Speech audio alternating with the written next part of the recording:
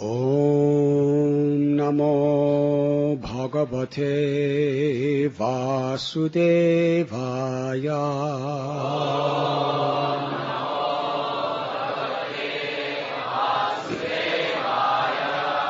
Om Kvaham Raja Prabhava Ishatamodikesmin.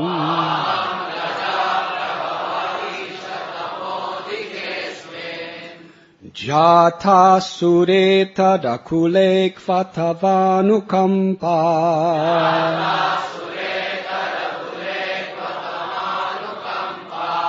Na brahmano natu bhavasya na vairamaya.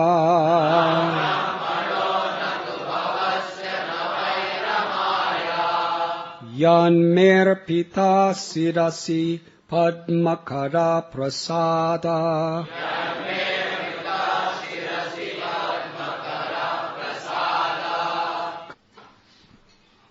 O my Lord, O Supreme, because I was born in a family full of the hellish material qualities of passion and ignorance, what is my position?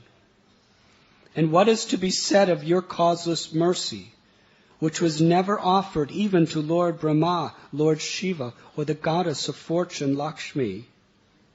You never put your lotus hand upon their heads, but you have put it upon mine.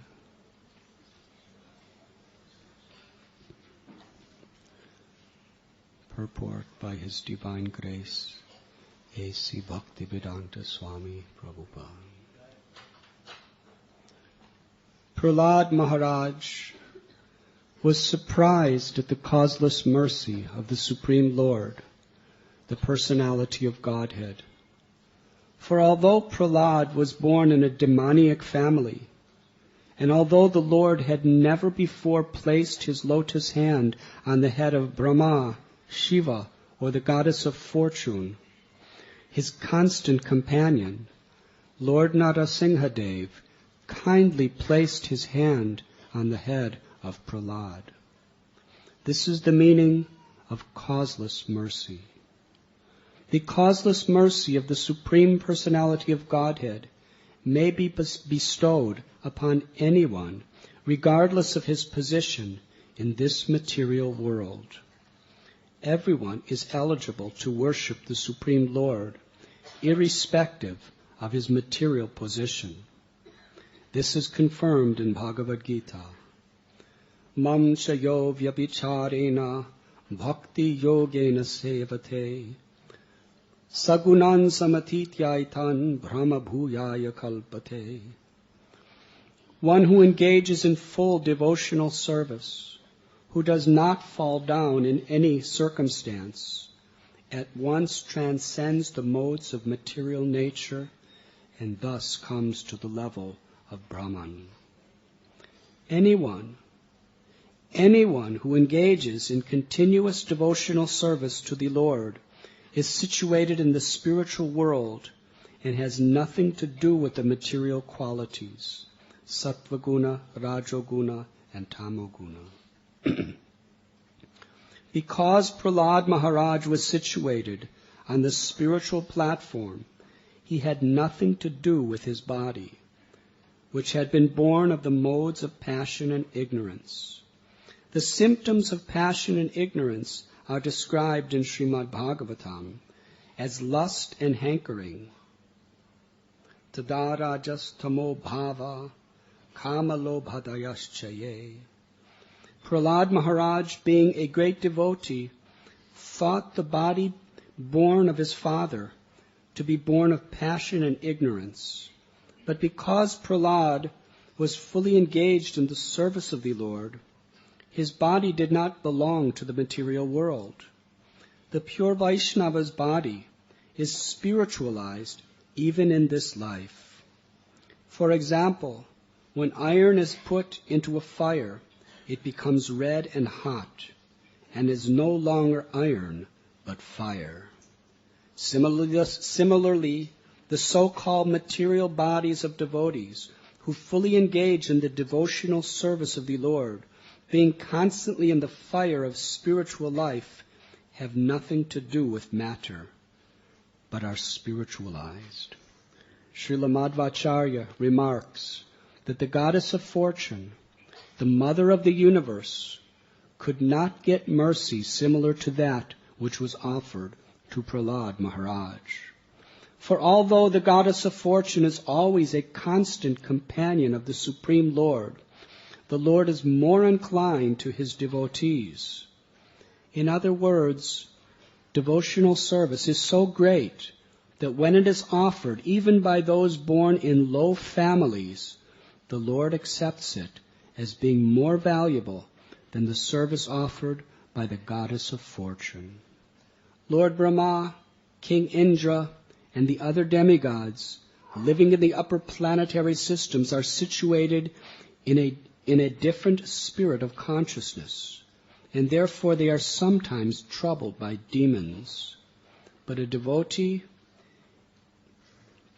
even if situated in the lower planets, enjoys life in Krishna consciousness under any circumstances.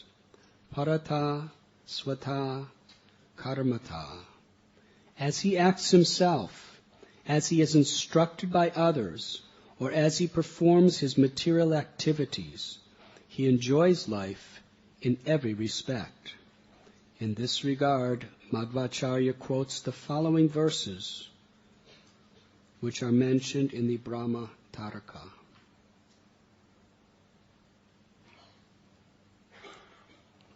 Sri Brahma Brahmivindradi Tri Katat Sri Purustuta Tadanyecha Kramadeva Sada Mukta Smritav Api Haribhakto Chatajgyane Suke Cha Niyamena Tu Paratas Swata Karmatova Na Katanchit Taranyata.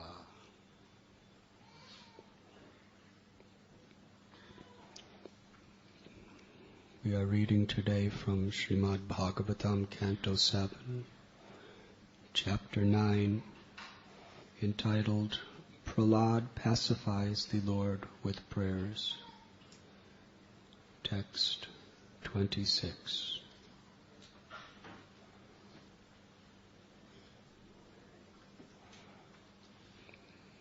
Herein Prahlad is struck with wonder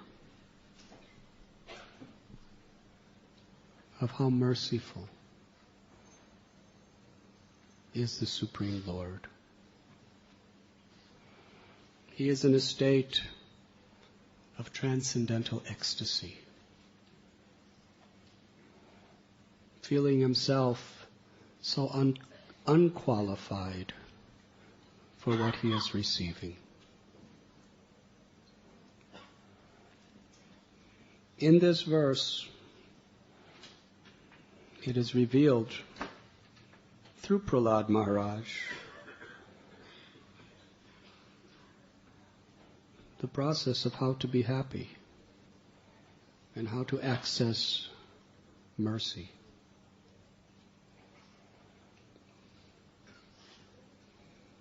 When we think ourselves to be very insignificant, very fallen,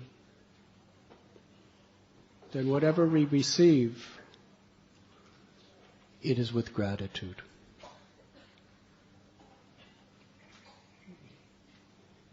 Unless we are grateful, really grateful, we cannot really appreciate Krishna's love in whatever form it may take. In this verse, Prahlad is discussing the mercy he receives in the form of the Supreme Personality of Godhead placing his hand on top of his head.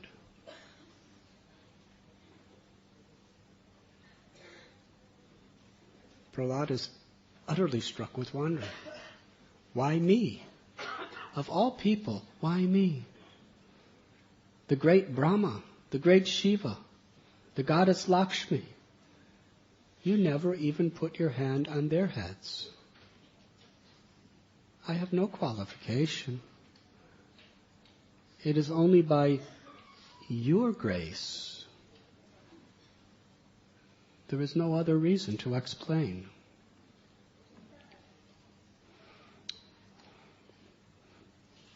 But if we study Prahlad's life, he was grateful in any situation. Now he's grateful because the Lord is placing his lotus palm on his head. But when Hiranyakashipu threw him down to the floor, he was grateful for that. When he was thrown into a pit of snakes, without any possibility of defending himself, he was grateful for that. He was grateful to Krishna for that. When he was being blasphemed and pierced with spears and tridents, when he was thrown in blazing fire, when he was put in the bottom of the ocean and then a mountain on top of him, when he was thrown from the highest peaks of mountains, when he was put in freezing cold, when he was cast into a gigantic pot of boiling oil, he was grateful for that.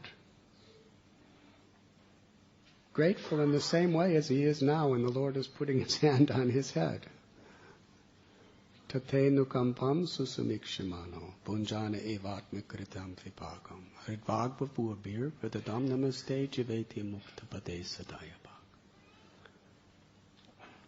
A grateful heart is not one that is very selective and choosy about what to be grateful for. That is not really gratitude. On the path of bhakti, a grateful heart accepts whatever may come with folded palms, with humility. I deserve worse. Even if it's absolutely unbearable. Only in that state can we really turn to Krishna.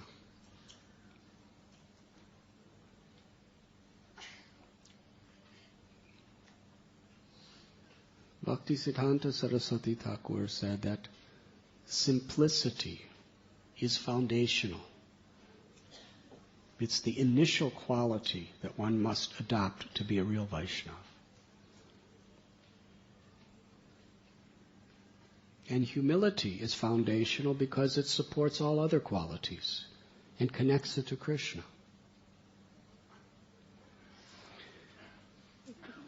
What Prahlad Maharaj went through for whatever weeks and weeks and weeks, Hiranyakashipu was trying to assassinate him. And Prahlad had no one to help him. He couldn't call the police for child abuse because his father was the police. It was a very difficult situation. It was horrific. 5 years old. Where could he turn? And no one dared to cross Hiranyakashipu. His guru, Narada Muni, could have flew in and picked him up and taken him somewhere else. But Narada Muni knew exactly what's best for his disciple. And Narada Muni remained within his heart in the form of his teachings. And that's all Prahlad had, is remembering the teachings of his Gurudev. There was nothing else. The most powerful man in the universe, all of his army and militaries, they were all against him. All he had was the words of his Gurudev. That we should always humbly take shelter of the Supreme Lord in every situation. And we can grow in fame or infamy, pleasure or pain, happiness or distress, health or disease, life or death, victory or defeat, success or failure. None of these dualities are really very important. They come and go like the seasons. The only thing that is important is our consciousness. Are we turning to Krishna?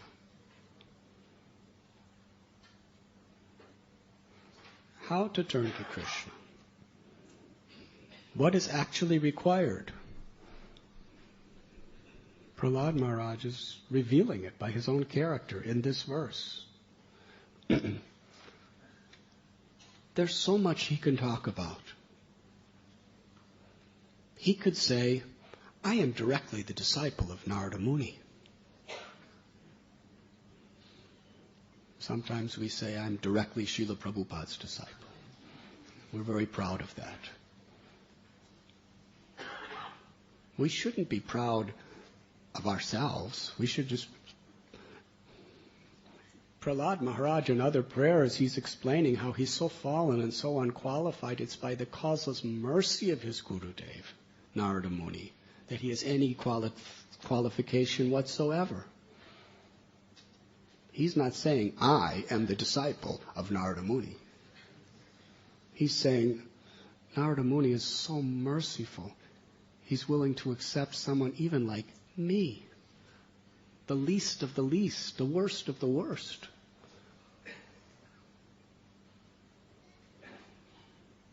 There is a not so subtle difference in that type of pride. One is self-pride, and one is pride in the person who is bestowing mercy upon us. When we are proud of the person bestowing mercy upon us, abhaya charanara, we become fearless. But when we're proud of ourselves, we become filled with fear. Because what we're proud of is so fallible. And it isn't ours. Mercy is descending. If you think you deserve it, you can't call it causeless.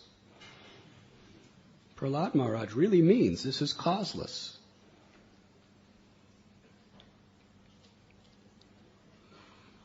Yes, we find in the character of Prahlad the map which shows what is required of all of us.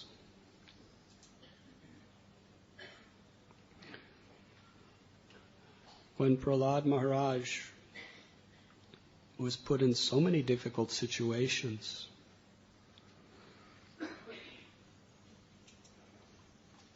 he just turned to Krishna with all humility. You know the story when Draupadi, she tried everything to protect herself. She tried to hold on to the sari by her own strength, but Dushasana was thousands of times stronger than her. She tried to turn to the king, Dhritarashtra, to Bhishma, her grandfather-in-law, to Yudhisthira, Bhima, Arjuna, Nakula, Sahadev. And she was pleading, someone help me. No one would help her. So ultimately she just threw her arms toward the sky and cried out Krishna's names, Hey Krishna, Hey Govinda. Because she realized her utterly humble position And in that state, she cried out for Krishna. Krishna was there.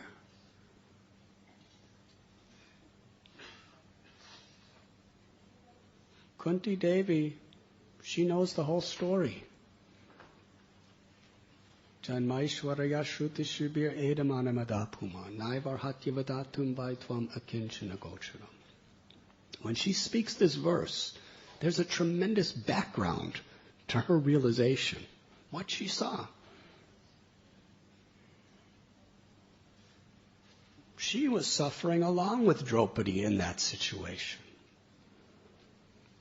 And what a predicament she was in. Her children, they were being poisoned, they were being hunted to be killed, they were being exiled. And what could she do about it? Therefore, she offers this verse to Krishna because she understands. She's seen it. It's not just some philosophical thesis. The acharyas worship the prayers of Kunti because they are filled with deep, profound realization, direct experience. She's praying to Krishna. If anyone is proud due to their wealth, their high birth, their beauty, their strength, their education, if anyone is proud of any of these things, whether you are a graduate of a high university, or whether you really never went to school, but you've just studied the scriptures and you could speak so nicely.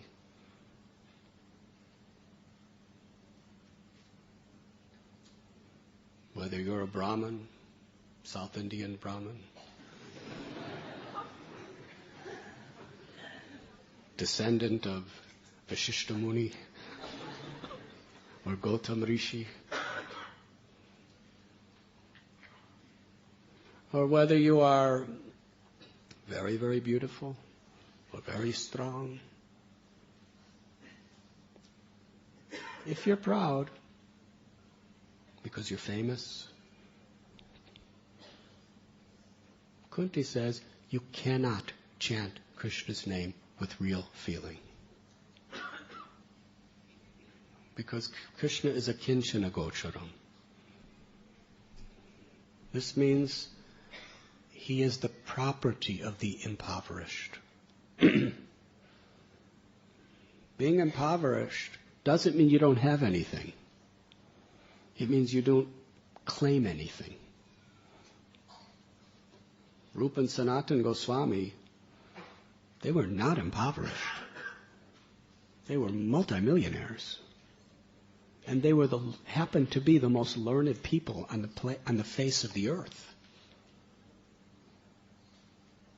And they were also Saraswat Brahmins, very high birth. And they were very, very beautiful. They were both like Kamadev. They were so beautiful. So everything Queen Kunti is saying we shouldn't have, they had.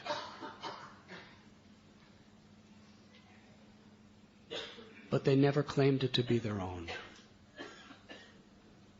They always saw that whatever I have is only by the causeless mercy of Krishna. And therefore they were totally humble. When Sanatana Goswami approached Chaitanya Mahaprabhu with straw in his teeth, along with Rupa Goswami, we are the most fallen, more fallen than Jagai and Madhai. Now, we have heard the story of Jagai and Madhai. We have heard how Yamaraj, his accountants could not even keep track of the sins of these two brothers. And Nityananda Prabhu, Balaram, and Haridas Thakur, Lord Brahma, they singled them out of everyone in the whole universe as the most fallen, sinful people. They targeted them. Let's somehow or other get causeless mercy for them. So sinful. They raped, they killed, they murdered, they burned houses. They were always drunk, not just on social occasions, taking a drink. Day and night, they were intoxicated. And they wouldn't eat anything but meat and blood. Most likely, sabjis were just below their dignity. There's no blood in sabjis. How could you enjoy it? They were really sinful. They were really cruel. And yet, Rupa and Sanatan, the most high-class, wonderful people in the world, actually believe that they're more fallen than Jagai and Madhai. How is that possible?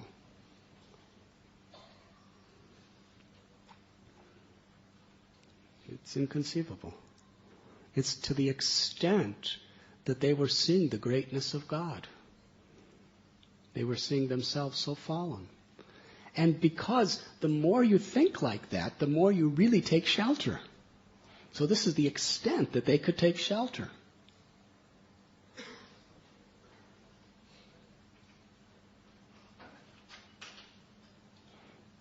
Prahlad could say that, yes, I'm the disciple of Narada Muni. And not only that, but even though my father is such a demon, he tried to murder me, he tried to kill me, I never gave up my bhakti. Nothing in the 14 worlds could stop my devotional service. I'm a great soul. When they threw me in that pit of snakes, what did I do? I chanted Hare Krishna. And I was not afraid. When they put me in fire, fire could not destroy me because I surrendered to Krishna. It's all true. Why is he not saying like that? Even when my father fed me deadly poison that could kill so many huge men, I offered it to Krishna with so much love and so much devotion that Krishna took all the poison out to save me. Is he stating any of these facts? No. He's only saying that I was born in a family full of hellish material qualities of passion and ignorance. What is my position? There's so much good in him, and he's only seeing the faults. But the amazing thing is he's not even seeing faults in Hiranyakashipu. He's seeing faults in himself. For as far as Hiranyakashipu, he was, my Lord, he was all mixed up. Please give him liberation. He did all these heinous things mixed up. Please give him liberation. He's totally forgiving because he was so humble. This is the quality of a Vaishnava.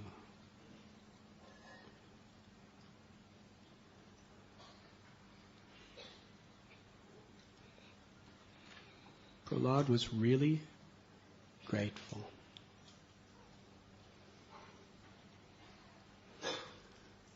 The least qualified we feel ourselves, the more we can appreciate mercy when it comes. Just like if you are a crorepati and you have tens and millions of rupees and someone gives you a chapati,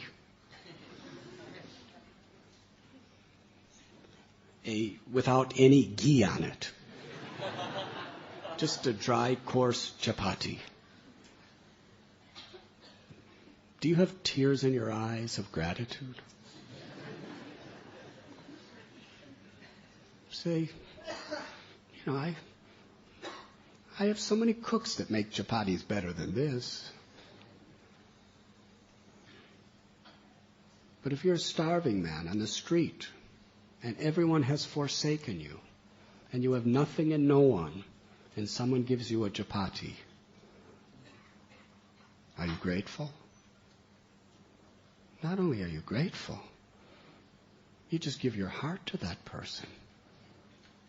You understand that this is causeless mercy.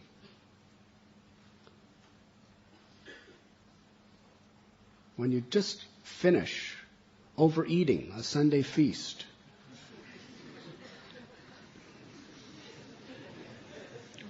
and someone gives you a plate with a mountain of hot halava, are you grateful? You look at it, you smell it, you go,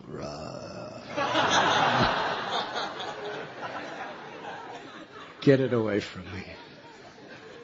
Yes?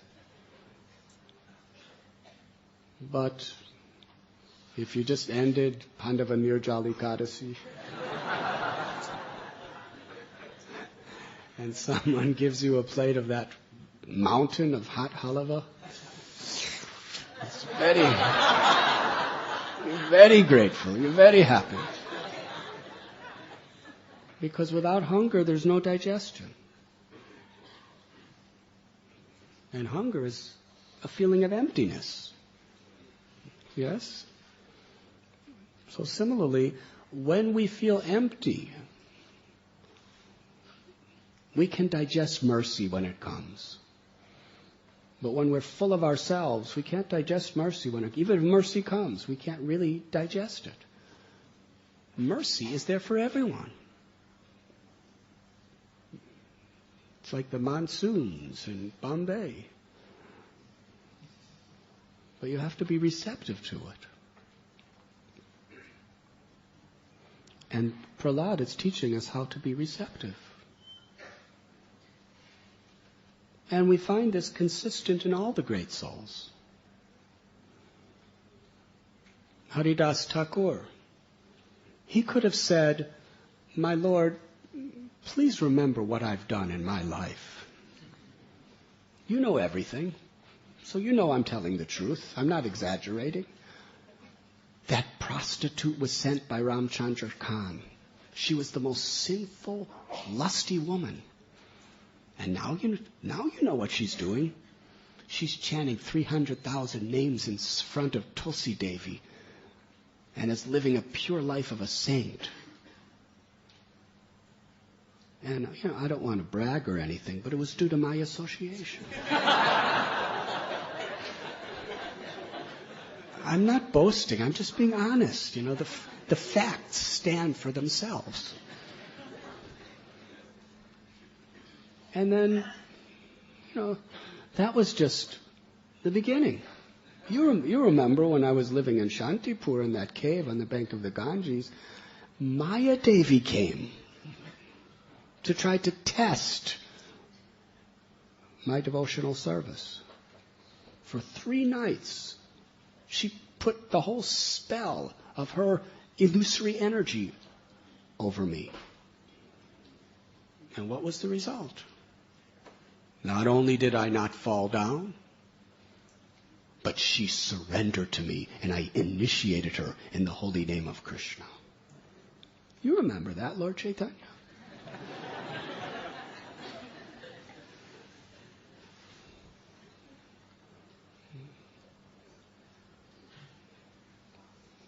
And as far as when those men beat me, they beat me to 22 marketplaces, and my Lord, I never even got angry at them.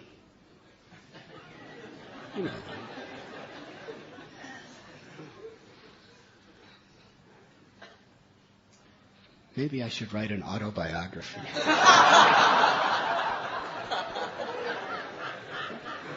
Haridas Thakur didn't say it like that.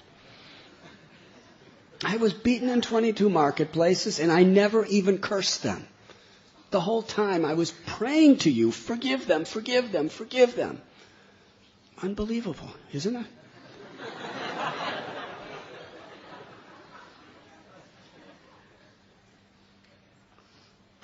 And then after they beat me and beat me and beat me, I just I used my mystic powers to enter into Mahasamadhi, and I died. And then I rose from the dead. By your grace, my Lord, I rose from the dead.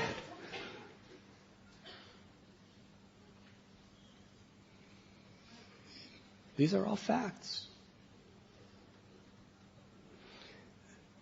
This is the amazing quality of a devotee.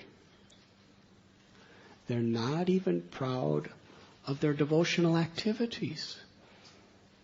If you forgive someone, and then you're proud that you forgave them, then you lose so much of the benefits of forgiving them. Prahlad and Haridas, when they're forgiving people who are really, really evil to them, they're not thinking, this is my greatness.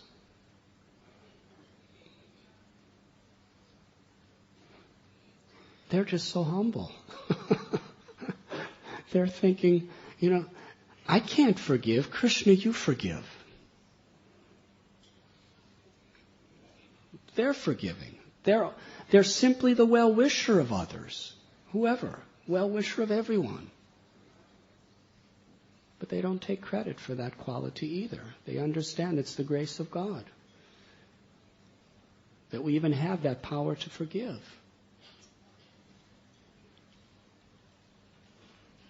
No, Haridas Thakur was not saying like this, although they were all facts. He was praying to the Lord that my body is abominable. I was born in the lowest family, and my activities are the lowest of humankind. In fact, I am the lowest, most condemned amongst all men. And he means it.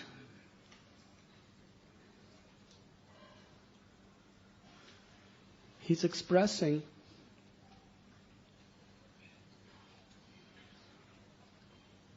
that it is only by your causeless mercy that I have been saved from all of my bad qualities, from all of this illusion.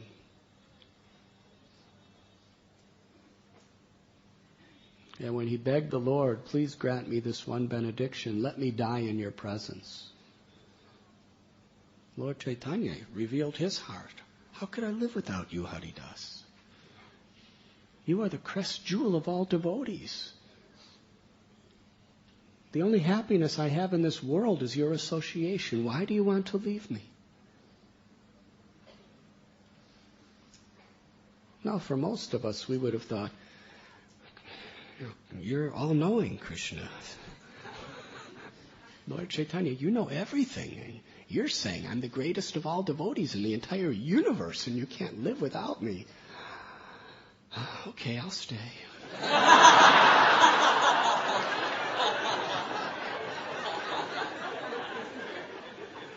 Can't defeat an argument like that. It's the absolute truth. The absolute truth is I'm the greatest devotee in all the universe. He didn't say that. He said, my Lord, why are you creating an illusion by saying these things? There are thousands and thousands and thousands of devotees who are fit to sit on my head. They are all your confidential servants. They are all significantly helping you in your mission. But I haven't done anything.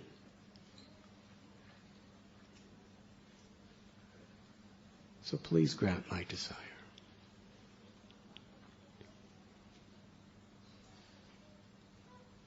Today is the disappearance day of Raghunath Bhatta Goswami, Raghunath Das Goswami, and Krishnadas Kaviraj Goswami.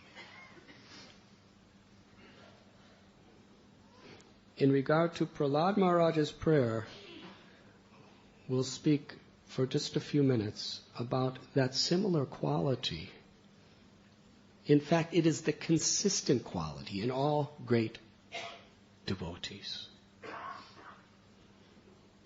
In regard to Srila Krishnadas Kaviraj Goswami.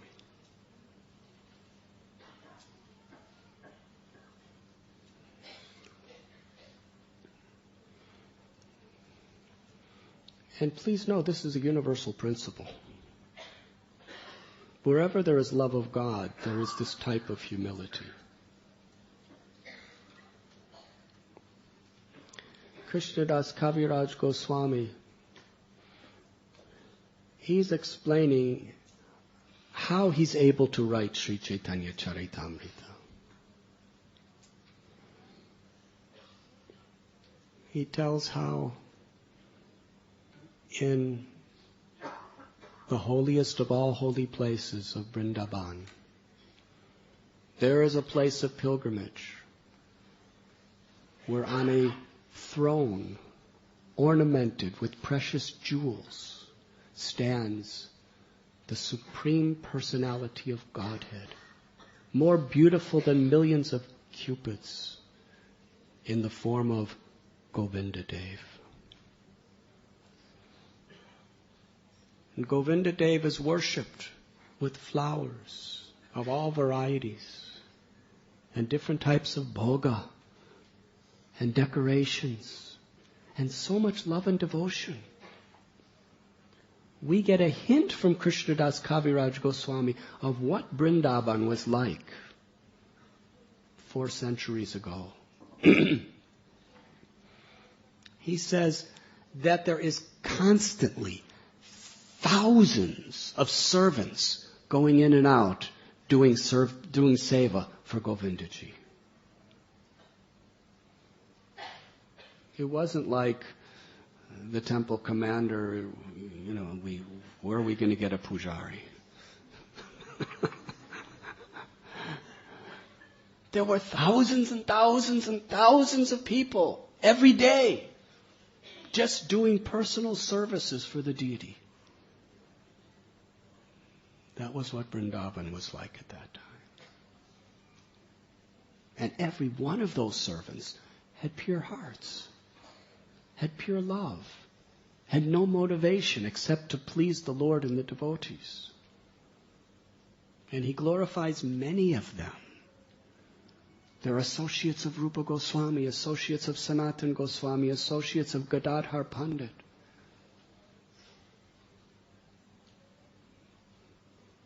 But he's expressing appreciation in particular to Haridas Pandit. He said Haridas Pandit was a pujari. He was a personal servitor of Sri Radha Govinda Dev. And he was an ocean of good qualities. He was gentle, tolerant, magnanimous, very sober in his dealings. He was very, very kind to everyone.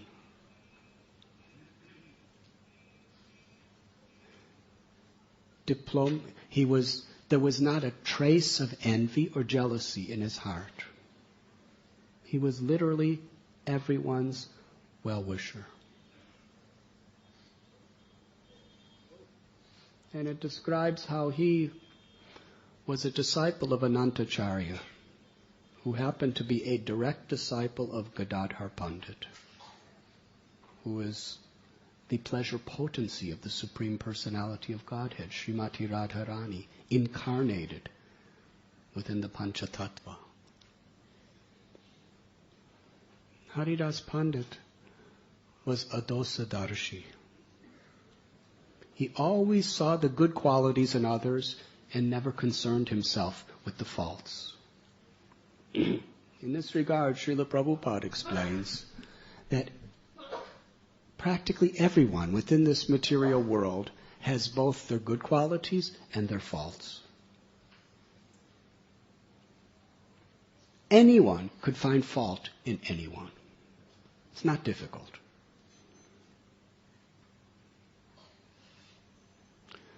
What is the quality of a Vaishnava?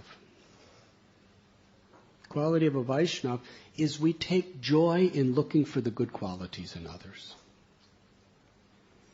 And we do not concern ourselves with the faults of others. Rupa Goswami, he explains, one of the qualities of pure devotional service is we have no tendency, we have no inclination to criticize or find faults in others. if we have to do it for the purpose of, protecting the innocent, it's done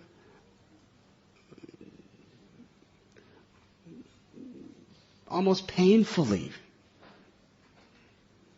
for someone else's welfare.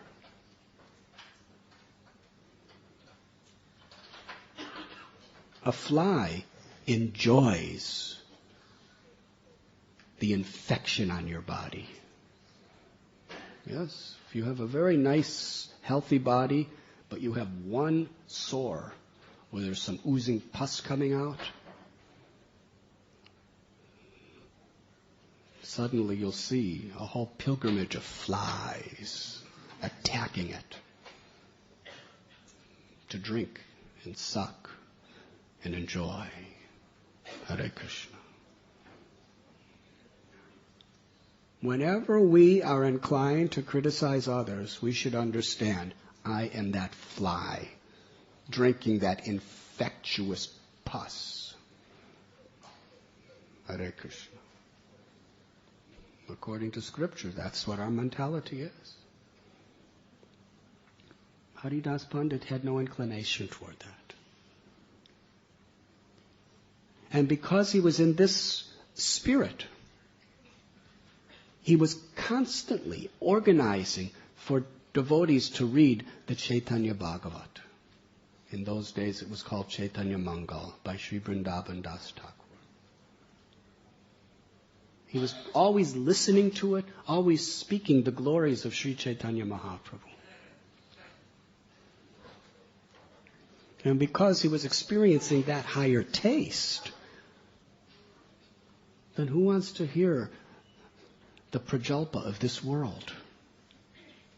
Param dristvani vartate. We have to fill our consciousness with Hari Katha. And somehow or other restrain ourselves from Gramya Katha. Chaitanya Mahaprabhu told Radhanath Swami, Gramya Katha na shunibe. First quality of a person who's supposed to be renounced. More important than giving up all your possessions is not speaking mundane gossip and not listening. That's the first qualification that Lord Chaitanya gives us. So Haridas Pandit, he had Sri Chaitanya Bhagavat constantly being read. He was always speaking about it, always hearing about it, always enlightening others. In this way he lived in Sri Vrindavan. This is Vrindavan. Vrindavan is not about going, 90 miles, southeast of Delhi and opening up a shop. That's not living in Vrindavan. Or buying an apartment and then, talking about all the scandals going on at Krishna Balaram Temple. That's not living in Vrindavan. Living in Vrindavan is about absorbing yourself constantly in hearing and chanting the glories of the Lord and honoring and serving the devotees. That is Vrindavan. And factually, anywhere in the world you are, if you are in that consciousness, you are living in Vrindavan. That is Prabhupada's blessing to the whole world. It was Haridas Pandit who instructed Krishnadas Kaviraj Goswami to compile the later pastimes of Sri Chaitanya Mahaprabhu. Because Chaitanya Bhagavat mainly focuses on the Navadvip Leela of the Lord. The pastimes of after he took sannyas are quite briefly explained in Chaitanya Bhagavat. So you should be the one who writes this. Why? You have heard at Radha Kund from Raghunath Das Goswami directly, "You should be writing this." And all the other devotees were blessing him. Radhanath Das Goswami was blessing him. "I'm speaking, you write it." Rupa Goswami had blessed him. Bhugarva Goswami, Lokanath Goswami, Gopal Bhatta Goswami, they were Kashishwar Pandit, all these great Mahants of Braj Bhumi, they were all blessing him. Write Chaitanya Charitamrita. And Krishnadas Kaviraj Goswami felt himself totally unqualified. Radhanath Das Goswami wrote books. How can I write? I just heard from him. Bhugarva Goswami, such a scholar. Lokanath Goswami, such a Vaishnava, a direct associate of Sri Chaitanya Mahaprabhu.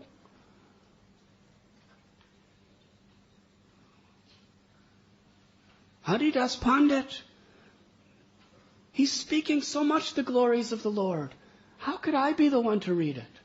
I mean to write it. This is going to be the biography of Sri Chaitanya Mahaprabhu's later pastime for all time. Perhaps he was thinking like this.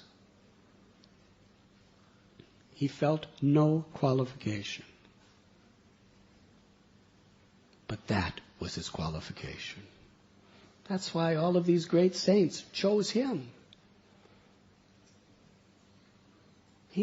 If he was going to do it, it was only because he was doing it on the order of the Vaishnavas.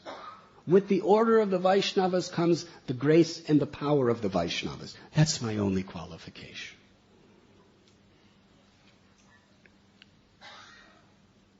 But still he wasn't convinced. After getting the instruction and the blessings of all the devotees of Vrindavan, of the Gaudiya community, he went with them to the Madan Mohan temple. And there was a pujari named Gosai who was worshipping the Lord. And while he was doing his puja, Krishnadas Kaviraj Goswami with folded palms prayed, "Do I have your permission to do this?" And just as he prayed, a garland slipped off from the body of Govinda Dev. Right at that moment when he offered the prayer.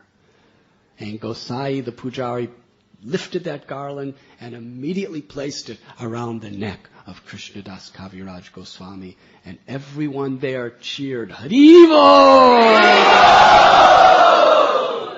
Confirmation. And Krishnadas Kaviraj Goswami, with all the blessings and all the encouragement of all the devotees, on that very day he began to write Sri Chaitanya Charitamrita.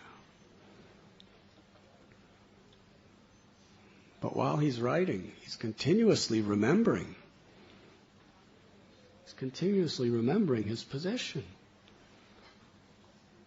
So many chapters he reveals his heart.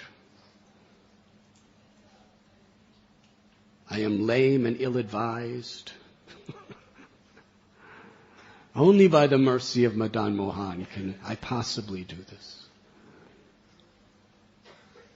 I'm blind. I'm like a blind and lame man. Only by the mercy of the Vaishnavas is this possible.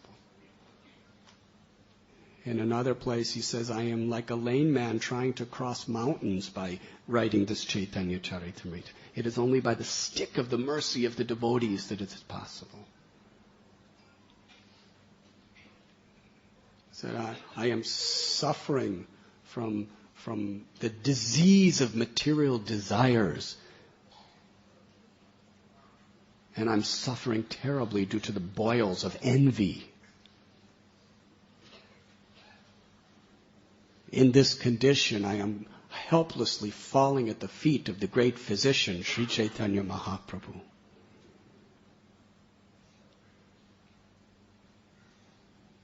And he's praising Vrindavan Das Thakur. He said, before writing Sri Chaitanya Charitamrita, in my heart of hearts, I surrendered my life and begged for the blessings of Vrindavan Das Thakur. He is the real person who is qualified to glorify Lord Chaitanya. He is Vyasadeva in the Kali Yuga. And he goes on and on and on to explain the glories of Vrindavan Das Thakur and his devotion and his writing.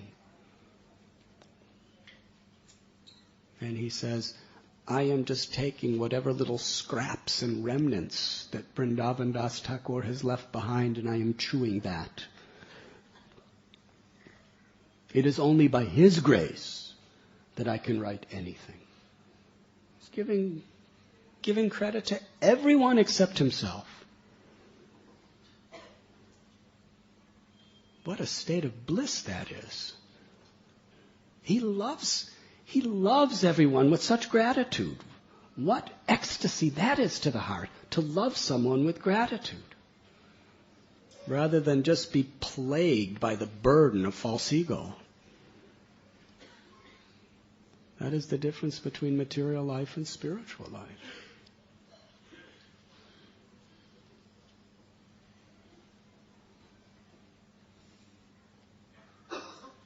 Krishnadas Kaviraj Goswami explains the story of how Miniketan Ramdas was offended by his brother, and he tried to defend his brother.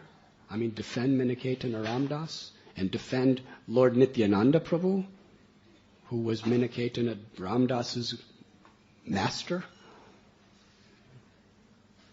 His brother honored Chaitanya Mahaprabhu, but he considered Nityananda Prabhu to be pretty strange. And because Miniketan Ramdas was a friend of Nityananda Prabhu, he would not respect him. Krishnadas Kaviraj Goswami told his brother, accepting Lord Chaitanya without Lord Nityananda is like accepting half of a hen. Prabhupada explains what that means. That the front half of the hen is eating, but the back half is giving eggs. Yes? So, you make money with eggs, but you lose money by feeding them. So just cut it in half. Throw away the front part, or just keep the back part. What happens? The hen is dead. So similarly, trying to accept Lord Chaitanya without Lord Nityananda, you lose both.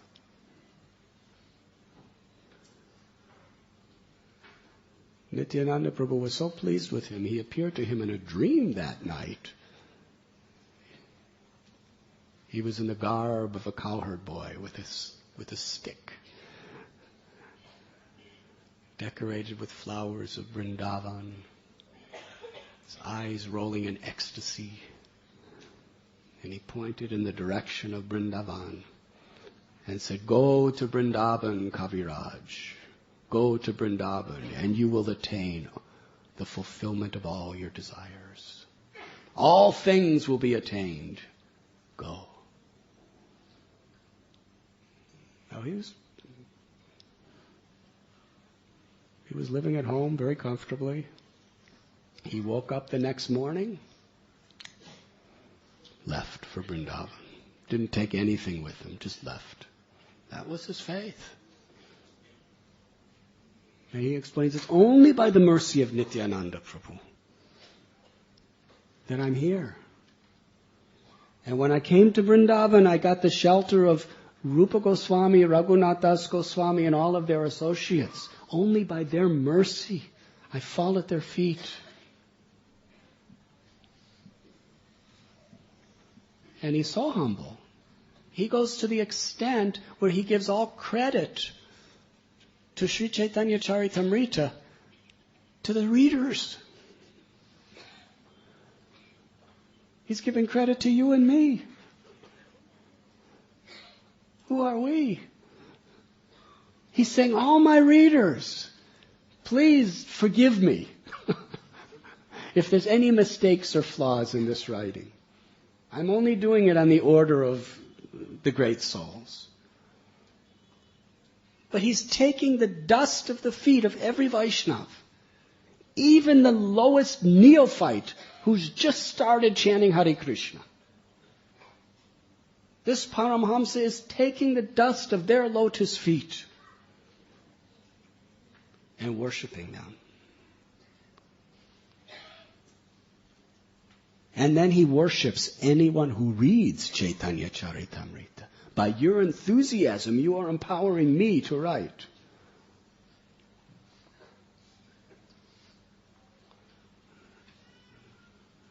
This is Krishnadas Kaviraj Goswami.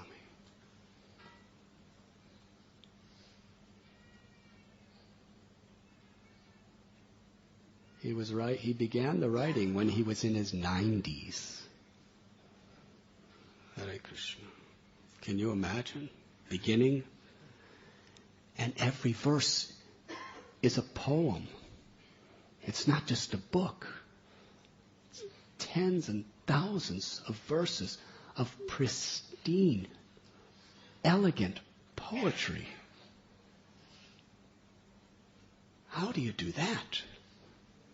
He's not only writing beautiful pastimes, but he's presenting the deepest, most profound philosophy in eloquent poetry.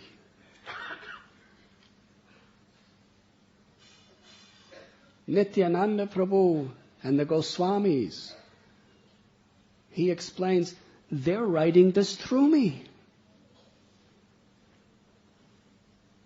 He said, I'm just like a parrot.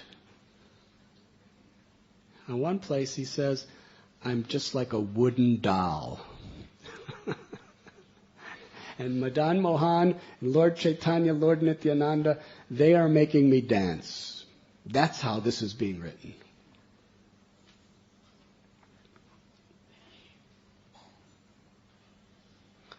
We hear these stories. But why are they so important? If we really want to love Krishna, we cannot imitate these great souls, but we have to value the characteristics that they embody and try to emulate them. Our aspiration should be to adopt this kind of consciousness. Otherwise, why are they repeatedly revealed to us in these great scriptures? It's nothing new. Prahlad Maharaj is revealing this utter humility and this utter gratitude as his qualification to take shelter of the Lord. And it just so happens, not by accident, that every single saint in our whole Gaudiya Sampradaya says the same thing and lives by the same principle. Now, yes, we cannot imitate, but this is what we should be striving for. This is what we should be influenced by. Whoever we are. The Lord's mercy could come upon anyone. Haridas Thakur happened to be a Malecha. Hanuman happened to be a non-human.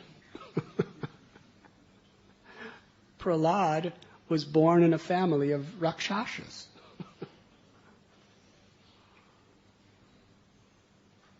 Asuras. Gajendra was just a big old elephant. The gopis were just simple Vaishya housewives.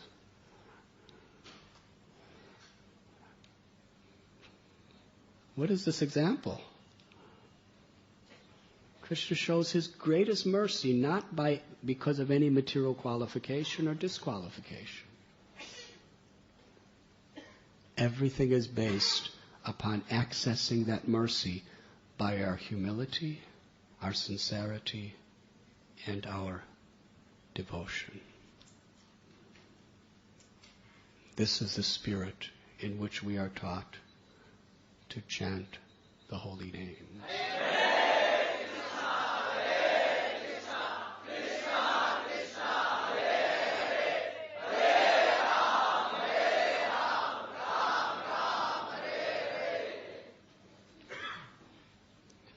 Krishnananda Prabhu looks so happy whenever he's chanting the holy names. And his happiness multiplies infinitely when he sees others chanting the holy name. Yes, Govinda Prabhu?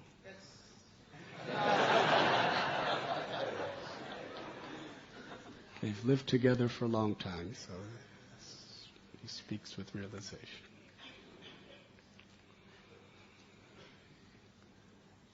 I think it's late, so should we have one question or should we end? Is there any question?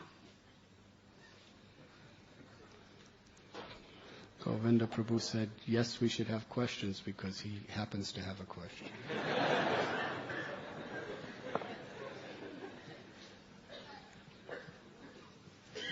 Thank you, Maharaj, for very nice classes.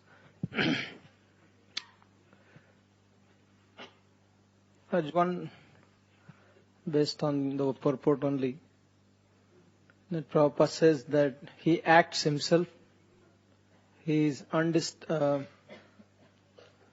by others, he acts as instructed by others, and he performs his material activities, but in all stages he enjoys his life. And you also mentioned how one should be grateful. But we see that as we become older in age, not in spiritual maturity, but when we are practicing our devotional service, when others are disturbed in their spiritual life, it affects our spiritual practices. We are concerned, but we are disturbed. Being concerned is okay, but being disturbed is an obstacle in our spiritual practice. So how we should be concerned but not disturbed in our spiritual practices? Concerned with what? Their difficulties, their problems. Other devotees' difficulties. Yeah, but we are disturbed. Rather than being simply concerned, we are disturbed, and it affects our spiritual practice.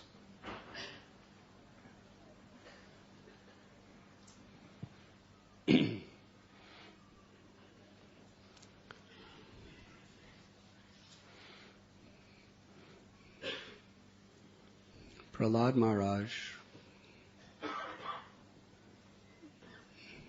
asks for a benediction that I don't want to go back to Godhead. As long as there's any fools and rascals in this world who are forgetful of you, let me keep taking birth in this material world to try to help them. That means he's feeling compassion.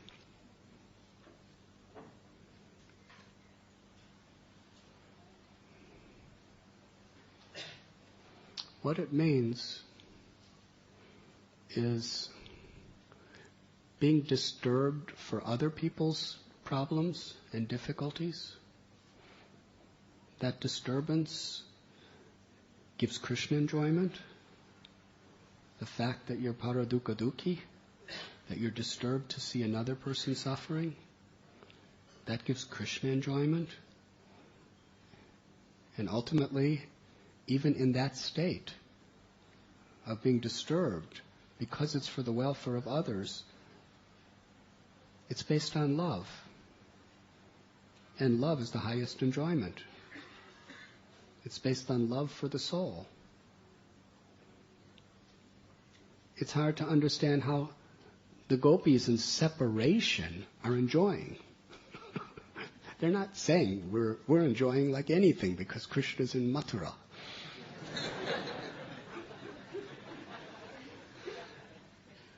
They're talking about being burnt by the fire of Vipralambha.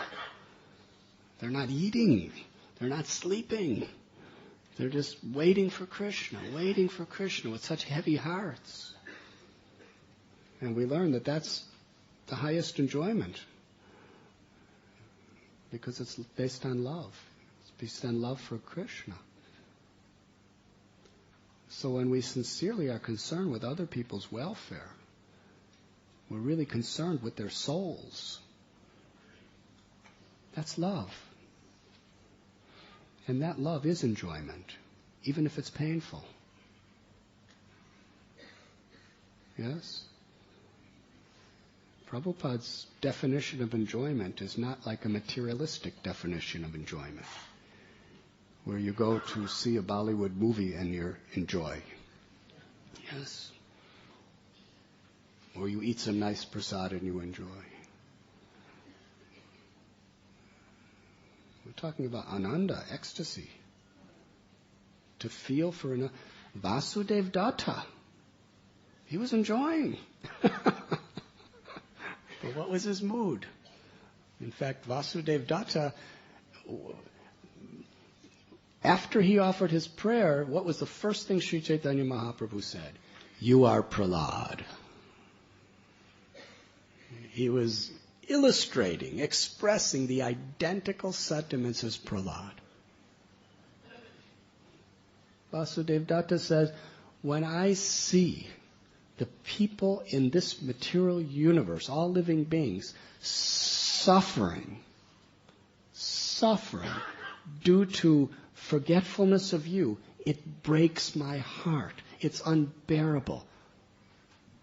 Let me suffer the consequences of all their karma. Put it on my head and let them all go back to home, back to Godhead. Give them liberation.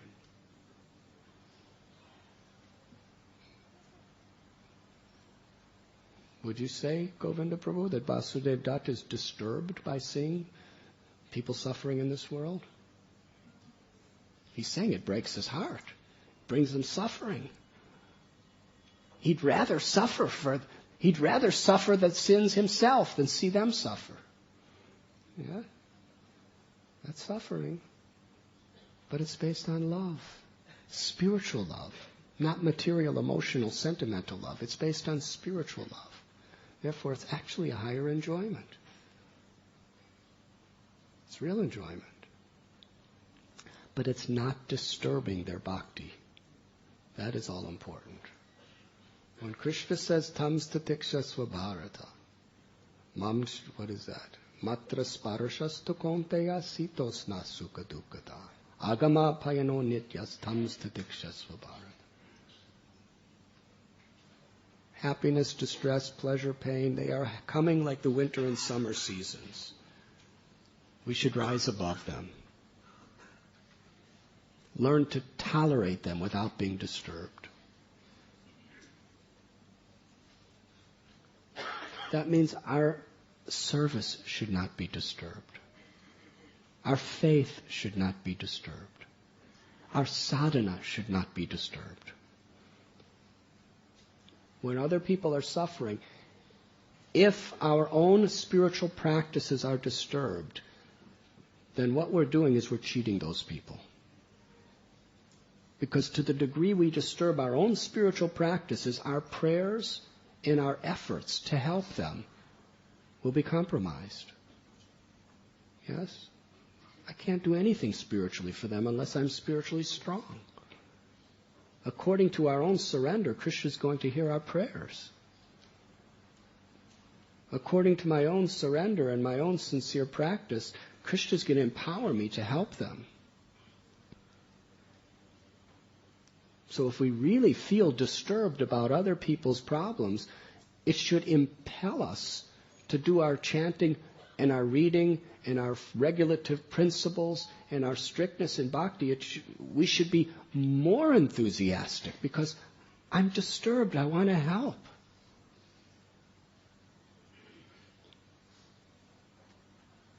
And that is a higher type of enjoyment.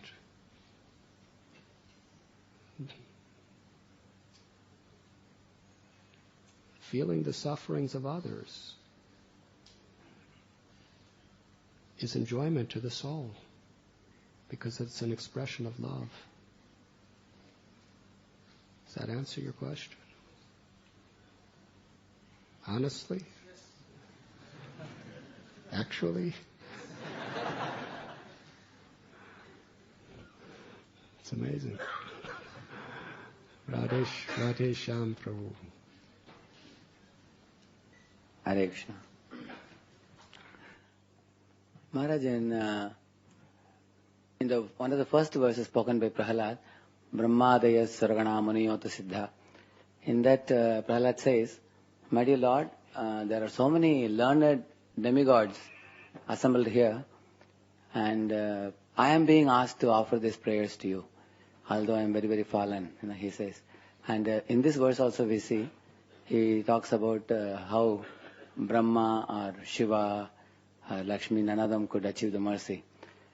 So, while praising a particular principle, sometimes like the demigods or somebody else, they become derided, Like I also was reading in Dhruva Maharaj. They become what?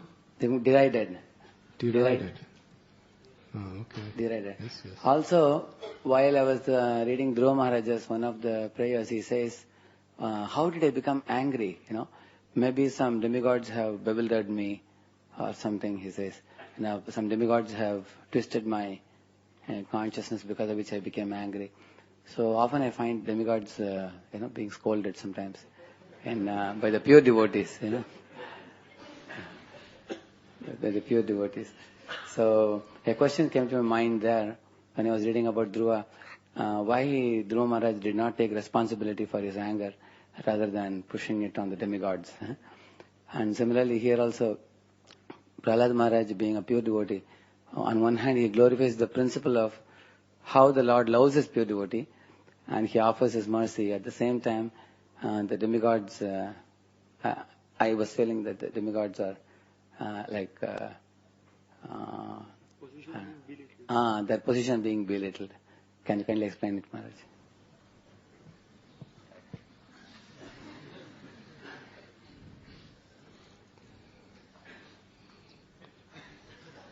Before speaking anything, I offer all honor to the demigods.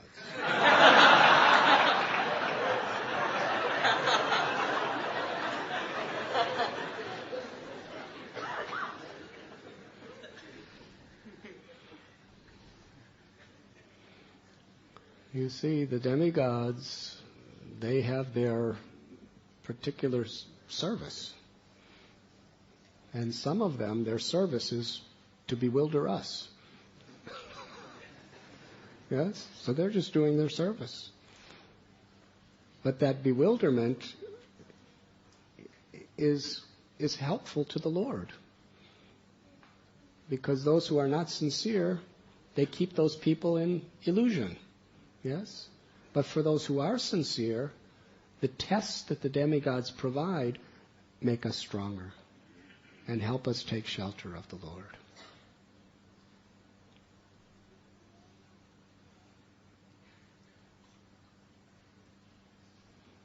Some of the demigods are pure devotees. Some are karma mishra bhaktas. That means they're devotees. They're all devotees. But they have many motives besides serving Krishna. They have their prominent motive may be to serve Krishna, but they have so many other desires. It's not easy to become a demigod. You have to be very serious. You have to have real serious devotion and real serious material desires too. And the combination is demigod material. Yes, so the demigods, some of them get, they teach us good lessons by their examples of what they do wrong. But in the case of Prahlad and Dhruva,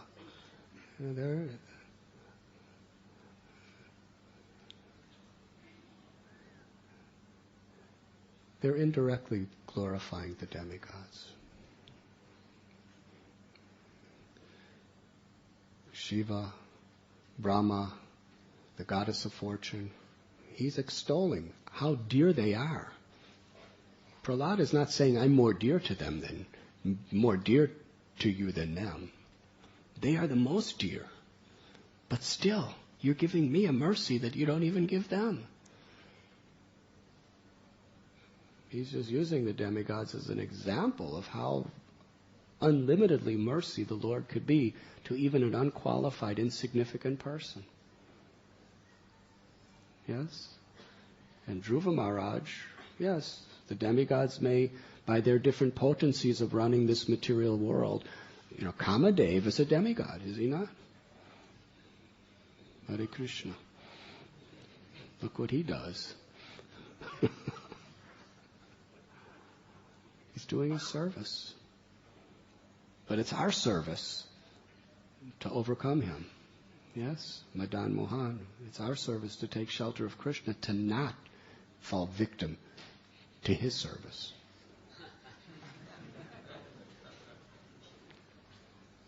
So therefore a devotee honors all the demigods, but understands what is their position in this material world. And even they help us to take shelter of Krishna. Does that answer your question? Thank you. May the demigods shower their blessings upon you.